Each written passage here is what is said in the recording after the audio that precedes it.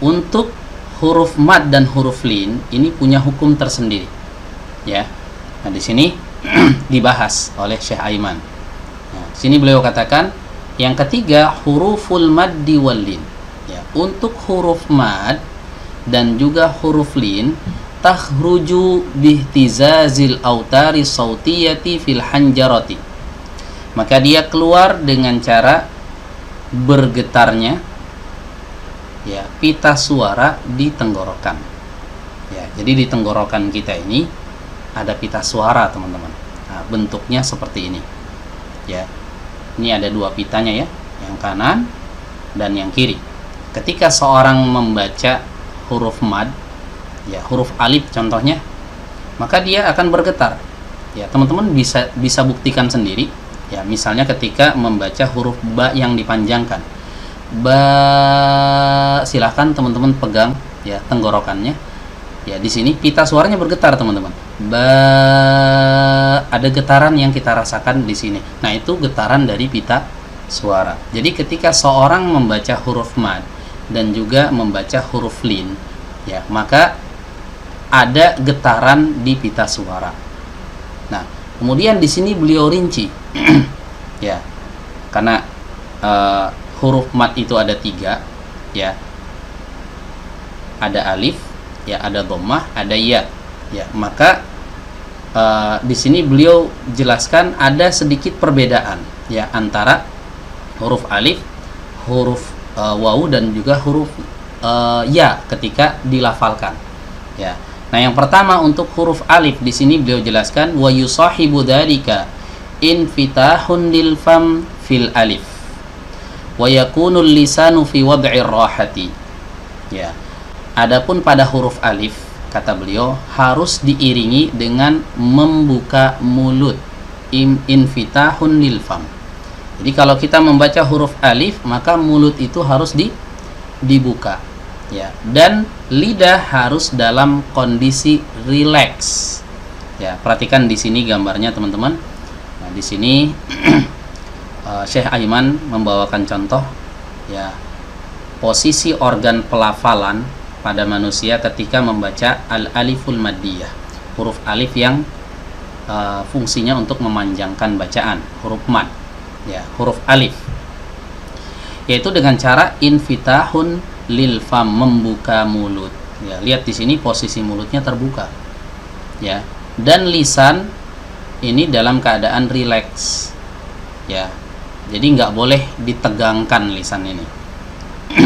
Ya, jadi ketika membaca huruf alif, ya, ba, mulutnya dibuka, ya, lidahnya dirilekskan, ba, jangan keraskan, bo, nanti jadi tebal, ya, suaranya jadi tebal.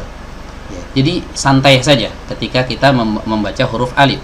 Ba, ya, pita suaranya bergetar, ya, mulutnya terbuka, lidahnya rileks. Nah, kriterianya 3 itu, ya, teman-teman, ya. Jadi ketika kita membaca alif, ya, yang panjang, maka ingat 3 ini. Kalau ada salah satu yang tidak kita tunaikan, berarti bermasalah pelafalannya. Ya, yang pertama, pita suaranya harus bergetar, ya. Ini udah pasti ketika seorang berbicara, ya, pasti pita suaranya bergetar, ya. Kemudian yang kedua adalah mulut yang terbuka. Ya, jadi nggak boleh nanggung buka mulutnya. Kadang ada orang yang membaca tuh malas membuka mulut. Alhamdulillahirabbil alamin. Nah, harusnya kan alhamdulillah, dibuka mulutnya. Ya, itu ketika dia membaca alif, ya, membaca huruf alif. Selanjutnya untuk huruf wawu. Maka di sini beliau jelaskan takhruju bihtizazil autari sautiyati fil hanjarati wa yusahibu dzalika indimamun lisyafataini fil wawi ma'artifa'i aqsal lisani. Nah, untuk huruf wawu, maka dia dikeluarkan sama dengan menggetarkan pita suara pada tenggorokan dan diiringi dengan monyongnya kedua bibir atau majunya kedua bibir ke depan. Dikumpulkan. Indimam itu artinya mengumpulkan dua bibir, bibir atas dan bibir bawah dikumpulkan, dimajukan ke depan. Ya. Ma'artifa'i aqsal lisan, ya. Bersamaan dengan itu bagian aqsal lisan atau pangkal lidah itu diangkat. Ya, seperti ini contohnya teman-teman, ya, ketika seorang mengucapkan huruf waw. Al-autarus sautiyah atau pita suara ini digetarkan, ya. Kemudian bibirnya dimajukan, ya. Asyafatani asna anutqil waw. Jadi ketika seorang membaca atau melafalkan huruf waw, waw madiyah, ya, waw yang fungsinya untuk memanjangkan, maka beginilah posisi kedua bibir, tampak depannya dimonyongkan ya. Kemudian kalau kita lihat tampak samping, ya, ini berbeda dengan yang tadi ya teman-teman, ya. Kalau tadi bibirnya nggak maju, dibuka kalau yang alif. Kalau yang wawu ini dimajukan. Nah, beda gambarnya ya teman-teman, ya. Kemudian bagian pangkal lidah diangkat, ya. Kan naik tuh, ya, pangkal lidahnya ikut naik. Nah, seperti itu cara melafalkan huruf waw maddiyah dan juga lin, waw yang lin. Ya, wa amanahum min khauf. Nah, khauf ini ketika kita membaca huruf waw naik, ya, pangkal lidahnya naik, kemudian bibirnya maju dan pita suaranya digetarkan. Nah, ini untuk huruf waw. Bagaimana dengan huruf ya? Ya, karena huruf mat tadi kan ada 3, huruf alif, huruf waw, ada satu lagi huruf ya, ini yang kita bahas. Nah, ini yang akan kita bahas. Huruf ya, ya. Sini dijelaskan takhruju bihtizazil autari sautiyati fil hanjarati. Sama, ya, seperti huruf-huruf sebelumnya, keluar dengan cara menggetarkan, ya, pita suara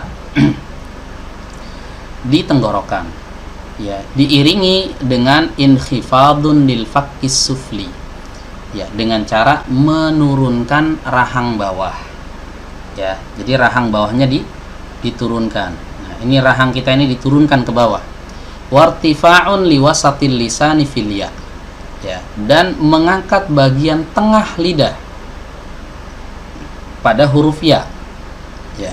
Maliki yaumiddin, din. Nah, ini ada 3 hal yang harus kita lakukan. Pertama, getarkan suara di pita suara, ya, getarkan pita suaranya, din. Nah, kemudian yang kedua, turunkan rahang bawahnya, din. Nah, yang ketiga, angkat lidah bagian tengah, din. Nah, jadi kalau 3-tiganya ini sudah kita lakukan, maka kita sudah melafalkan huruf ya yang tepat, huruf ya maddiyah.